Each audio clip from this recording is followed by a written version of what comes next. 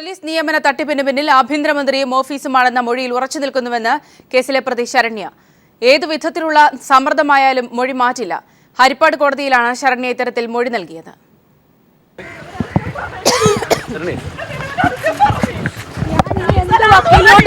ഞാൻ ഇതിന് പിന്മാറാൻ പോകുന്നില്ല. ഷാജഹാൻ ചേർന്നുണ്ട് ഈ വാർത്തയുടെ വിവരങ്ങളുമായി. ഷാജഹാൻ, നേരത്തെ ശരണ്യയുടെ മൊഴി മാറ്റി നൽകിക്കാനുള്ള ഒരു ശ്രമം നടക്കുന്നു എന്ന തരത്തിലുള്ള വാർത്തകൾ ഉണ്ടായിരുന്നു. ഈ സാഹചര്യത്തിൽ കൂടിയാണ് ശരണ്യ വ്യക്തമാക്കിയിരിക്കുന്നത് മാറ്റി പറയില്ല എന്ന്. എന്തൊക്കെയാണ് വിവരങ്ങൾ?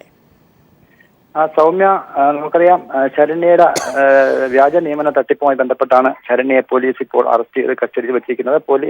മജിസ്ട്രേറ്റ് കോടതിയുടെ റിമാൻഡ് കാലാവധി തീർന്നതിനെ തുടർന്നാണ് ഇന്ന് കായംകുളത്ത് ഹാജരാക്കിയത്. ഈ സമയത്താണ് മാധ്യമപ്രവർത്തകർ ശരണ്യ നേരത്തെ ഹരിപ്പാട് കോടതിയിൽ ഹാജരാക്കിയ സമയത്ത് ആഭ്യന്തര വകുപ്പ് മന്ത്രിക്കെതിരെയും ആഭ്യന്തര വകുപ്പ് മന്ത്രിയുടെ ഓഫീസിനെതിരെയും രഹസ്യമൊഴി നൽകിയിരുന്നു. അവിടുത്തെ ചില ജീവനക്കാരുടെ പേര് പറഞ്ഞാണ് ഇത്തരത്തിൽ രഹസ്യമൊഴി നൽകിയത്. ഇതിനെതിരെ ശരണ്യയ്ക്ക് മാനനഷ്ട കേസ് വരെ നൽകിയിട്ടുണ്ട്. ഈ സാഹചര്യത്തിലാണ് മാധ്യമപ്രവർത്തകർ ശരണ്യയോട് ചോദിച്ചത്, ഏതെങ്കിലും തരത്തിൽ നേരത്തെ മൊഴിയിൽ തന്നെ ഉറച്ചു നിൽക്കുന്നു, അല്ലെങ്കിൽ ഇത്തരത്തിൽ മാനനഷ്ട കേസൊക്കെ വന്ന സാഹചര്യത്തിലുള്ള ഒരു നടപടികളെ ചോദിച്ചപ്പോഴാണ് ഏത് തരത്തിലുള്ള സമ്മർദ്ദം തനിക്കെതിരെ ഉണ്ടായാലും താൻ പഴയ മൊഴിയിൽ തന്നെ ഉറച്ചു നിൽക്കുന്നുവെന്നാണ് ശരണ്യ അല്പം മുമ്പ് കായംകുളത്ത് മാധ്യമങ്ങളോട് പറഞ്ഞത്. നേരത്തെ ഹരിപ്പാട് കോടതിയിൽ വെച്ചാണ് ശരണ്യ ആഭ്യന്തര വകുപ്പ് മന്ത്രിയുടെ ഓഫീസാണ് തന്നെ ഈ തട്ടിപ്പിനൊക്കെ പിന്നിൽ പ്രവർത്തിച്ചത്. അതോടൊപ്പം തന്നെ ഒരു യൂത്ത് കോൺഗ്രസ് നേതാവും തന്നോടൊപ്പം ഉണ്ടായിരുന്നുവെന്നും പറയുകയുണ്ടായി. ഇത്തരത്തിൽ ആരോപണ വിധേയനായിട്ടുള്ള യൂത്ത് കോൺഗ്രസ് നേതാവിനെ ഇതുവരെ അന്വേഷണ സംഘം കസ്റ്റഡിയിൽ എത്തിയിട്ടില്ല എന്ന തരത്തിലുള്ള പരാതികളും ഉയർന്നിട്ടുണ്ട്. എന്തായാലും ഈ കേസുമായി നാളിതുവരെ വന്നിട്ടുള്ള വിവാദങ്ങളും അല്ലെങ്കിൽ ഇതിന് ശേഷം നടന്നിട്ടുള്ള ആസൂത്രിതമായ നീക്കങ്ങളും ഒക്കെ തന്നെ ആഭ്യന്തര വകുപ്പിനെയും മന്ത്രിയെയും മന്ത്രിയുടെ ഓഫീസിനെയും ഒക്കെ പ്രതികൂട്ടിലാക്കുന്ന തരത്തിലാണ്. ഈ സാഹചര്യത്തിലാണ് അല്പസമയം മുൻപ് കായംകുളം കോടതിയിൽ ഹാജരാക്കിയ മൊഴി പ്രതി വീണ്ടും പഴയ മൊഴിയിൽ തന്നെ ഉറച്ചു നിൽക്കുന്നതായുള്ള സ്ഥിരീകരണവുമായി ഇപ്പോൾ രംഗത്ത് വന്നിരിക്കുന്നത്. അവിടെ ഷാജി, ശരണ്യയുടെ മൊഴി മാറ്റിക്കാനുള്ള ഒരു ശ്രമം അണിയറയിൽ നടക്കുന്നു എന്ന തരത്തിലുള്ള റിപ്പോർട്ടുകളും ഒരു ഘട്ടത്തിൽ ഉണ്ടായിരുന്നു. ഒരു പക്ഷേ ഇപ്പൊ ശരണ്യ ആവർത്തിച്ച് ഈ മൊഴിയിൽ ഉറച്ചു നിൽക്കുമ്പോൾ ആഭ്യന്തര വകുപ്പ് കൂടുതൽ സംശയത്തിന്റെ നിഴലിലേക്ക് നിൽക്കുന്ന സാഹചര്യത്തിൽ എത്രത്തോളം കാര്യങ്ങൾ കൂടുതൽ സങ്കീർണമാകും? തീർച്ചയായിട്ടും സൗമ്യ സൂചിപ്പിച്ച പോലെ തന്നെ, കാരണം ഈ കേസുമായി ബന്ധപ്പെട്ട് നിരവധി ആളുകളുടെ പേരുകൾ പറഞ്ഞു കേട്ടിരുന്നു. എന്നാൽ ഈ കേസ് സൗമ്യയുടെ കുടുംബത്തിലും മാത്രമായിട്ട് ഒതുക്കാനുള്ള ഒരു നീക്കമാണ് ഇപ്പോൾ നടന്നുകൊണ്ടിരിക്കുന്നത്. പ്രധാനമായിട്ടും സൗമ്യ ആഭ്യന്തര വകുപ്പ് മന്ത്രിക്കും ആഭ്യന്തര വകുപ്പ് മന്ത്രിയുടെ ഓഫീസിനും എതിരെ നടത്തിയ രഹസ്യമൊഴി തന്നെയാണ് ഇതിന് കാരണമെന്നാണ് നമുക്ക് ലഭ്യമാകുന്നത്. ഈ കാരണങ്ങൾ കൊണ്ട് തന്നെയാണ് ഇപ്പോൾ ഇവരെ വേണ്ട രീതിയിൽ ഏതൊക്കെ തരത്തിൽ ഇവരെ കൊടുക്കാമോ അത്തരത്തിൽ എല്ലാവരെയും കൂടി, അതായത് കഴിഞ്ഞ ദിവസം തന്നെ നമുക്കറിയാം ശരണ്യയുടെ മാതാവിനെയും പിതാവിനെയും ഒക്കെ തന്നെ പോലീസ് അറസ്റ്റ് ചെയ്ത് ജയിലിൽ അടച്ചിട്ടുണ്ട്. ഇതിനുശേഷം ഇപ്പോൾ ശ്രീ ആർ ബാലകൃഷ്ണപിള്ള നമ്മോടൊപ്പം ടെലിഫോൺ ലൈൻ ചേരുന്നുണ്ട്. അദ്ദേഹത്തിനും കൂടിയായി പ്രേക്ഷകർ ഒരിക്കൽ കൂടി കേൾക്കുന്നതിനായി ശരണ്യയുടെ വാക്കുകളിലേക്ക് തന്നെ നമുക്ക് പോകാം. ശരണ്യയുടെ വാക്കുകൾ.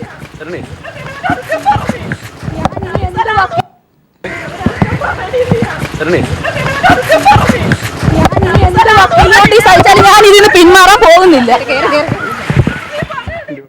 യെസ്, അതിൽ നിന്നും പിന്മാറില്ല, ഈ മൊഴിയിൽ ഉറച്ചു നിൽക്കുന്നു എന്ന് തന്നെയാണ് ശരണ്യ പറഞ്ഞത്. ശ്രീ ആർ ബാലകൃഷ്ണപിള്ള, ഇത് നമ്മുടെ പോലീസ് വകുപ്പും വിജിലൻസും ഇതിൽ കൂടുതൽ അസപ്പതിച്ച ഒരു കാലഘട്ടം ഉണ്ടായിട്ടില്ല. തലപ്പത്ത് മുതൽ അഴിമതിക്കാരും അഴിമതി മൂടി വയ്ക്കാൻ ശ്രമിക്കുന്നവരുടെ കയ്യിൽ ഈ രാജ്യത്തെ ആഭ്യന്തര വകുപ്പിന്റെ ഭരണം എത്തി നിൽക്കുന്നു എന്നുള്ളതിന്റെ ഏറ്റവും ഒടുവിൽ കിട്ടിയിരിക്കുന്ന തെളിവാണ് ശരണ്യയുടെ മൊഴി. ഇപ്പൊ ആ കൊച്ചു വീണ്ടും പറഞ്ഞിട്ടുണ്ട്, ഞാൻ എഴുതുന്നു മാറുന്നില്ല.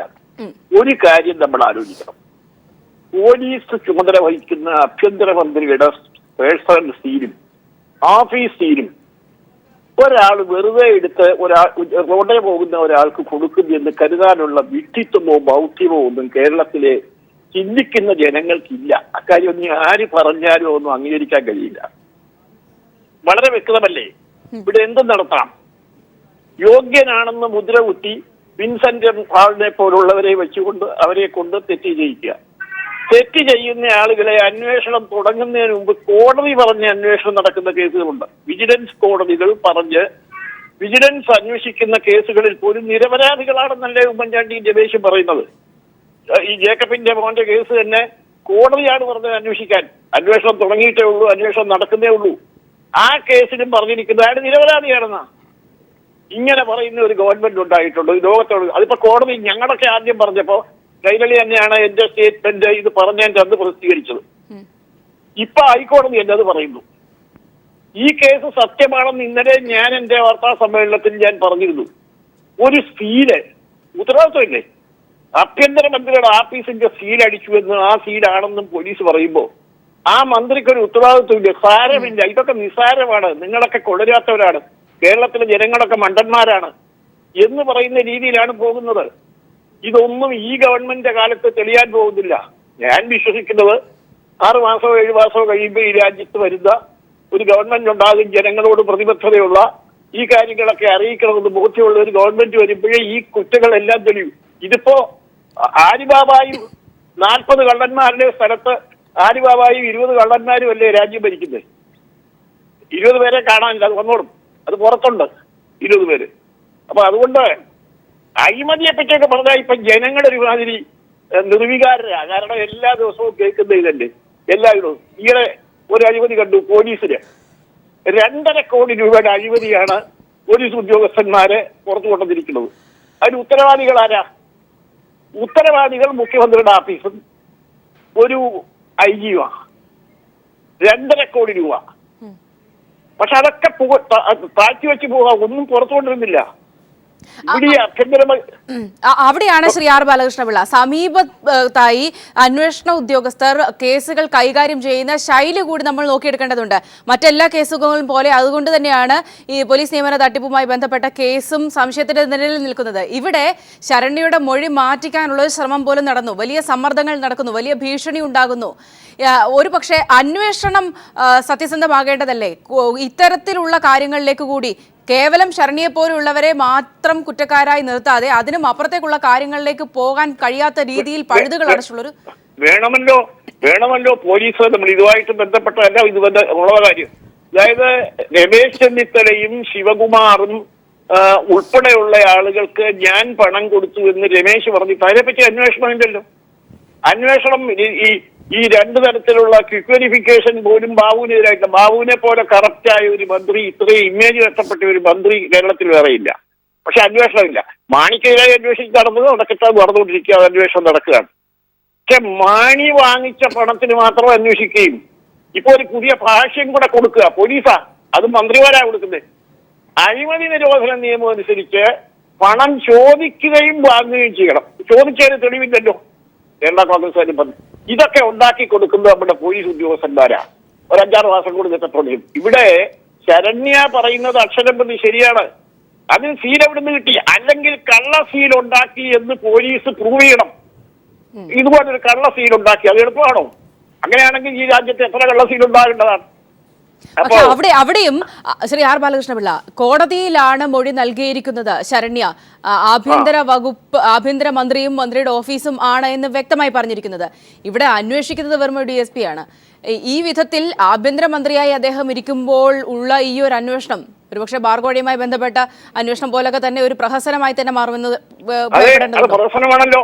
164 സ്റ്റേറ്റ്മെന്റിൽ ബിജു രമേശ് കൊടുത്ത സ്റ്റേറ്റ്മെന്റിൽ 2 കോടി രൂപ അന്നത്തെ KPCC പ്രസിഡന്റായി ഇന്നത്തെ ആഭ്യന്തരമന്ത്രി വാങ്ങിച്ചു എന്ന് പറഞ്ഞ് ആരന്വേഷിക്കുന്നു? ബാബുവിന്റെ അവിടെ നിൽക്കട്ടെ, ആരന്വേഷിക്കുന്നു?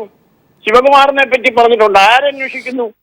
ഇതൊക്കെ കുറെ പത്രങ്ങൾ, കൈവശമുള്ള പ്രമുഖമായ ചില പത്രങ്ങളും ചില TV ചാനലും കൂടി ഇത് മുഴുവൻ പൂഴ്ത്തിവെക്കുകയല്ലേ ഇവിടെ നടന്നുകൊണ്ടിരിക്കുന്നത്. 1-2 വലിയ പത്രങ്ങളും 3-4 TV ചാനലുകളിൽ കയറി ഇരുന്ന് വലിയ ആദർശവാന്മാരായിട്ട് ഭാവിയിൽ സ്ഥാനം കിട്ടണമെന്ന് ആഗ്രഹിച്ച പഴയ ചില പത്രപ്രതിനിധികളും കൂടെ ചേർന്ന് ഈ ഗവൺമെന്റിനെ വെള്ളപൂശിയല്ലേ. എന്തു വന്നാലും അങ്ങനെ രാവിലെ നമ്മൾ വൈകിട്ട് ചാനലിലേക്ക് പോയാൽ പഴയ 2 പത്രപ്രവർത്തകർ, ഒരാൾക്ക് ഈ വിവരാവകാശ കമ്മീഷനിൽ സ്ഥാനം വാഗ്ദാനം ചെയ്തിട്ടുണ്ട്, വലിയ ആദർശവാനായിരുന്നു. അയാൾ കയറിയിരുന്ന് ഇപ്പൊ കോൺഗ്രസിന്റെ വക്താവായിട്ടാണ് സംസാരിക്കുന്നത്. ഇതെല്ലാം പൂഴ്ത്തുമല്ലേ? അങ്ങനെയുള്ള ആളുകളെ വിളിച്ചിരുത്തി ഈ കുറ്റകൃത്യങ്ങളെല്ലാം ഇല്ലാതാക്കുന്ന ജോലിയിലല്ലേ ഏർപ്പെട്ടിരിക്കുന്നത്. നിങ്ങളുടെ ഒരു ചാനലോ മറ്റുള്ളവരിൽ ഇല്ലാതെ ബാക്കി പല ചാനലുകളുടെ സ്ഥിതി തന്നെ. അപ്പൊ അതുകൊണ്ട് എന്ത് പറഞ്ഞാലും ഞാനൊരു UDF നിന്നുകൊണ്ട് എഴുതി കൊടുത്ത കാര്യങ്ങൾ പോലും ഒരെണ്ണം ആരെങ്കിലും അന്വേഷിക്കുന്നതായിട്ട് എനിക്കറിയില്ല. ഇന്നലെ ഞാൻ പത്രക്കാരെ കാണിച്ചു. പിന്നെ വരട്ടെ, ക്ഷമിക്കുക. ഈ ശരണ്യയുടെ കേസ് ആഭ്യന്തരമന്ത്രിയുടെ ആഫീസിൽ പോയിട്ടുണ്ട്. ഇപ്പൊ പുതിയതായിട്ട് എന്താ ശ്രമം? നിങ്ങളാരും പറഞ്ഞു കേട്ടില്ല, പറയാം. എന്താ ശ്രമം? പല ആവശ്യങ്ങൾക്കും മന്ത്രിയുടെ ഓഫീസിൽ പാറുണ്ട്. വേറെ എന്തോ ആവശ്യത്തിന് വേണ്ടി ഈ പെൺകുട്ടി മന്ത്രിയുടെ ഓഫീസിൽ പോയതാണ് എന്ന് വരുത്താനാണ് ഇപ്പൊ ഏറ്റവും ശ്രമം. നിയമം അറിയാവുന്നവർക്കറിയാം. ഇതിലല്ല വേറെ. പക്ഷെ സീൽ എങ്ങനെ കിട്ടി? സീൽ എവിടെ ഉണ്ടായി? അവരുടെ സീലാണോ?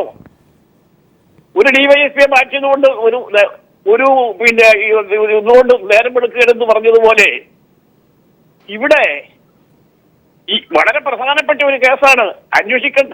വേറെ ഒരു മന്ത്രിയുടെ ആഫീസിന്റെ സീലൊന്നും ഒന്നിനും ഉപയോഗിച്ചായിട്ട് കേരളത്തിന്റെ ചരിത്രത്തിൽ കഴിഞ്ഞു. ഞങ്ങളൊക്കെ മന്ത്രിമാരായിരുന്നവരാ. ഞങ്ങളുടെ ആഫീസിന്റെ സീലൊന്നും വളരെ പ്രധാനപ്പെട്ട വകുപ്പുകൾ ഉണ്ടായിരുന്നു. സീലൊന്നും ആരും ഉപയോഗിച്ച് കഴിഞ്ഞിട്ടില്ലല്ലോ. ഇതൊന്ന് വെള്ളരിക്കാൻ പറ്റണോ? ഇതൊക്കെ പറഞ്ഞ് ആരാ വിശ്വസിക്കുക?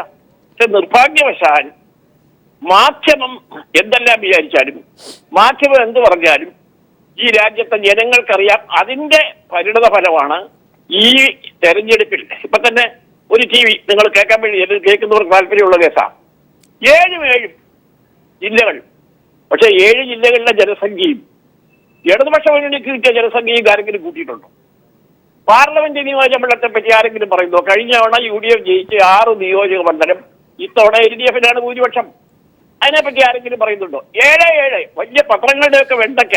7 എന്തുവാ?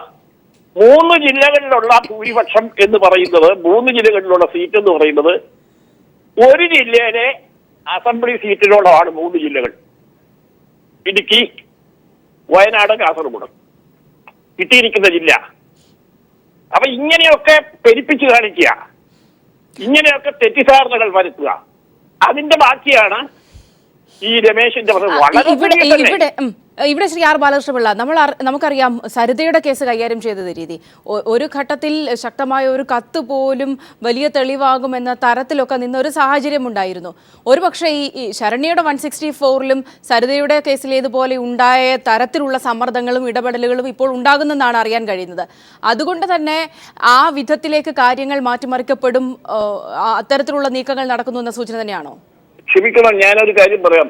ഈ ശരണ്യയുടെ 164 സ്റ്റേറ്റ്മെന്റ് ആണോ കൊടുത്തത് പൈസ എന്ന് ഉപരി ഞാൻ കരുതുന്നു. ഞാനത് കണ്ടിട്ടില്ല, പത്രത്തിൽ കണ്ടേയുള്ളൂ. എന്റെ ഒറിജിനൽ ഞാൻ കണ്ടിട്ടില്ല. കാണാതെ എനിക്ക് നിയമപരമായ ഒരു അഭിപ്രായം പറയാൻ ബുദ്ധിമുട്ടുണ്ട്. പക്ഷേ ഒരു കാര്യം വ്യക്തമാണ്, മറുപടി പറയാൻ കഴിയാത്ത ഒരു മന്ത്രിക്കും ഒരു വകുപ്പിനും ഒരു പോലീസ് ഉദ്യോഗസ്ഥനും മറുപടി പറയാൻ കഴിയാത്ത ഒട്ടേറെ ദുരൂഹമായ സാഹചര്യങ്ങൾ ആ കേസിലുണ്ട്. ആരെന്തൊക്കെ പറഞ്ഞു ഇനി മറുപടി ഉണ്ടാക്കും. ഇപ്പൊ തന്നെ പുതിയ മറുപടിയല്ലേ. ശരണ്യ കാണാൻ പോയത് മറ്റെന്തോ ആവശ്യത്തിലാണ് എന്ന് പറയുന്നത് ആരാ? പോലീസ് തന്നെ മാധ്യമങ്ങൾക്ക് ലീക്ക് ഔട്ട് ചെയ്ത് കൊടുക്കുന്ന കാര്യമാണ്. പോലീസ് തന്നെ, അല്ലാതെ വേറെ ആരുമല്ല. ഇവിടെ നടക്കുന്നത് വിൻസെന്റ് എംപാൾ പരമയോഗ്യനാണ്. പക്ഷെ വിൻസെന്റ് എംപാളിനെ കാത്തിരിക്കുന്ന ചില സ്ഥാനമാനങ്ങൾ 30-ാം തീയതി കഴിയുമ്പോൾ പത്രത്തിൽ വരും. അത് പത്രങ്ങൾക്ക് മൂഴ്ചവെക്കാൻ ഒക്കുകയില്ല. വിൻസെന്റ് എംപാൾ എന്തുകൊണ്ടത് ചെയ്തു എന്ന് നാളെ വരും. വിൻസെന്റ് എംപാൾ ന്യായസ്ഥനായ ഉദ്യോഗസ്ഥനാണെന്ന് എന്നോട് പറഞ്ഞാൽ ഞാൻ വിശ്വസിക്കില്ല. കാരണം ഞാൻ കൊടുത്ത പല കാര്യങ്ങളും എന്നോട് അന്വേഷിക്കാമെന്ന് പറഞ്ഞ് അദ്ദേഹം പിറ്റേ ദിവസം രമേശ് ചെന്നിത്തല കണ്ണുരുട്ടിയപ്പോൾ അന്വേഷണം അവസാനിപ്പിച്ചു. എന്നെ പോലെ വളരെ സീനിയറായ ഒരു രാഷ്ട്രീയക്കാരൻ എഴുതി കൊടുത്ത അഴിമതി ആരോപണങ്ങൾ അന്വേഷിക്കാമെന്ന് എന്നോട് തന്നെ നേരിട്ട് പറഞ്ഞ വിൻസെന്റ് എംപാൾ യോഗ്യനാണെന്ന് ഞാൻ എങ്ങനെ പറയും? അന്വേഷണം നിർത്തി. അന്വേഷിക്കേണ്ടി വരും. കോടതിയിലേക്ക് പോയാൽ അന്വേഷിക്കേണ്ടി വരുമല്ലോ, വരും. ഇതൊക്കെ ഈ പോലീസും മന്ത്രിമാരും രാഷ്ട്രീയക്കാരും കൂടെ ഒത്തുകളിക്കുന്ന ഏർപ്പാടുകളാണ്. പക്ഷേ കാര്യങ്ങൾ കൂടുതൽ സുതാര്യമാണ് എങ്കിൽ ശ്രീ ബാലകൃഷ്ണപിള്ള, മന്ത്രിയുടെ ഓഫീസിൽ അടക്കം ഉപയോഗപ്പെടുത്തിയ അല്ലെങ്കിൽ അത്തരത്തിലുള്ള സ്വാധീനങ്ങൾ അടക്കം ഉപയോഗപ്പെടുത്തിയ കാര്യങ്ങൾ ജനങ്ങൾക്ക് മുൻപിൽ വന്ന് വിശദീകരിക്കേണ്ട ഒരു ധാർമ്മികമായ ഉത്തരവാദിത്തമില്ലേ ആഭ്യന്തരമന്ത്രി? ഉണ്ട്. വളരെ ഗുരുതരമല്ലേ? മന്ത്രിയുടെ ഓഫീസിന്റെ സീന് തട്ടിപ്പിന് വേണ്ടി ഉപയോഗിച്ചു പറഞ്ഞാൽ മന്ത്രിക്ക് യാതൊരു ബാധ്യതയില്ല, മന്ത്രിയുടെ ഓഫീസിന് ബാധ്യതയില്ല, ധാർമ്മികമായി പോലും ഒരു ചുമതലയില്ല എന്ന് പറയാൻ ഈ ലോകത്ത് ജനാധിപത്യത്തിൽ ആർക്കെങ്കിലും കഴിയുമോ? ഒരുപാട് ഉദാഹരണങ്ങളുണ്ട് നമ്മുടെ രാജ്യത്ത്. മന്ത്രിയുടെ ഓഫീസിൽ ഈ മന്ത്രിയാണോ സൂക്ഷിക്കുന്നതെന്ന് ഒരാൾ ചാനലിൽ ചോദിച്ചാൽ കേട്ടു. വളരെ രസകരമാണ്. മന്ത്രിയുടെ ഓഫീസിലെ സീന് സൂക്ഷിക്കാൻ ആളുണ്ട്. അങ്ങനെയാണെങ്കിൽ മന്ത്രി അങ്ങനെയുള്ളവർക്കെതിരായി എന്തുകൊണ്ട് നടപടിയെടുക്കുന്നില്ല? മന്ത്രിക്ക് താല്പര്യമില്ലെങ്കിൽ മന്ത്രി ശരണ്യക്ക് സീന് കിട്ടിയത് എവിടെയാണ്, ആരാണെന്ന് മന്ത്രിയുടെ ഓഫീസിൽ തന്നെ അന്വേഷിച്ച് അതിന്റെ ഉത്തരവാദിത്വവും സീന് സൂക്ഷിക്കുന്ന ചുമതലക്കാരനുമായ ആളുടെ പേര് നടപടിയെടുത്തില്ലല്ലോ ഇതുവരെ. സംഭവം നടന്നിട്ട് ഇപ്പൊ 2-3 ആഴ്ചയായില്ലേ. അപ്പൊ എന്താ ഇതൊക്കെ സൂചിപ്പിക്കുന്നത് അങ്ങനെയാണെങ്കിൽ? അപ്പൊ അതുകൊണ്ട് ധാർമ്മികം മാത്രമല്ല, എല്ലാ ഉത്തരവാദിത്വങ്ങളും ഈ കാര്യത്തിൽ മന്ത്രിക്കുണ്ട്, ഒരു സംശയമൊന്നും വേണ്ട. വളരെ നന്ദി ശ്രീ ആർ ബാലകൃഷ്ണപിള്ള ഈ അവസരത്തിൽ നമ്മോട് സംസാരിച്ചതിന്. ഏതായാലും പോലീസ് നിയമന തട്ടിപ്പ് കേസിലെ പ്രതി ശരണ്യ മൊഴിയിൽ ഉറച്ചു നിൽക്കുമെന്ന് അറിയിച്ചിരിക്കുകയാണ്. പലതരത്തിലുള്ള സമ്മർദ്ദങ്ങളുണ്ട്, പക്ഷേ അത്തരം സമ്മർദ്ദങ്ങൾക്കൊന്നും വഴങ്ങില്ല. ആഭ്യന്തരമന്ത്രിയും ഓഫീസുമാണ് തട്ടിപ്പിന് പിന്നിൽ എന്നാണ് നേരത്തെ കോടതിയിൽ ശരണ്യ മൊഴി നൽകിയിരുന്നത്. ഈ മൊഴി മാറ്റാനുള്ള സമ്മർദ്ദം ഉണ്ടാകുന്നു എന്ന തരത്തിൽ റിപ്പോർട്ടുകൾ വന്ന സാഹചര്യത്തിലാണ് മൊഴിയിൽ നിന്നും മാറില്ല, അതിൽ തന്നെ ഉറച്ചു നിൽക്കുന്നുവെന്ന് ശരണ്യ ഇന്ന് മാധ്യമങ്ങളോടായി വിളിച്ചു പറഞ്ഞത്.